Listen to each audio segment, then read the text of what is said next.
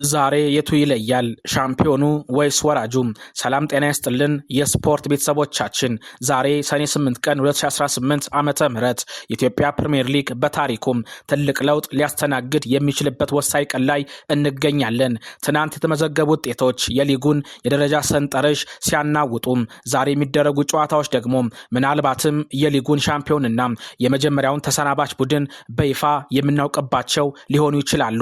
ትናንት በጀመረው 35ኛ ሳምንት የሊጉ መርሃ ግብር ሲዳማ ቡናና ቅዱስ ጊዮርጊስ ትልቅ ድል ቀንቷቸዋል። ሲዳማ ቡና ከመመራት ተነስቶ በማሸነፍ የሻምፒዮንነት ግስጋሴያቸውን በእጅጉ አጠናክረዋል። ፈረሰኞቹ መቻልን 3-0 በማሸነፍ መቻል ከዋንጫው ፍክክር ውጪ እንዲሆን አድርገውታል። መድን በወገን የገዛኝ ብቸኛ ጎል አሸንፎ በሊጉ የመቆየት ተስፋውን ሲያለመልም፣ የድሬዳዋ ከተማ ጉዞ ግን አደጋ ውስጥ ወድቋል። ዛሬ በአዲስ አበባና በአዳማ ከተሞች አራት ወሳኝ ጨዋታዎች ይከናወናሉ። በአዲስ አበባ ስቴዲየም ቀን 7 ሰዓት ላይ ነገሌ አርሲ ከሐዋሳ ከተማና 10 ሰዓት ላይ አዳማ ከተማ ከኢትዮጵያ ንግድ ባንክ ይጫወታሉ። በአዳማ ሳይንስና ቴክኖሎጂ ስቴዲየም ቀን 9 ሰዓት ላይ እንደዚሁ ጨዋታ ይደረጋል። ሽረ እንዳስላሴ ከአርባ ምንጭ እንዲሁም 12 ሰዓት ላይ ፋሲል ከነማ ከሀዲያ ሆሳዕና ይገናኛሉ።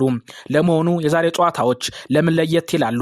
ዛሬ ነገሌ አርሲ በሐዋሳ ከተማ የሚሸነፍ ወይም ነጥብ የሚጥል ከሆነ ሲዳማ ቡና 3 ቀሪ ጨዋታዎች እየቀሩት በታሪኩ ለመጀመሪያ ጊዜ የሊጉ ሻምፒዮን መሆናቸውን ያረጋግጣሉ።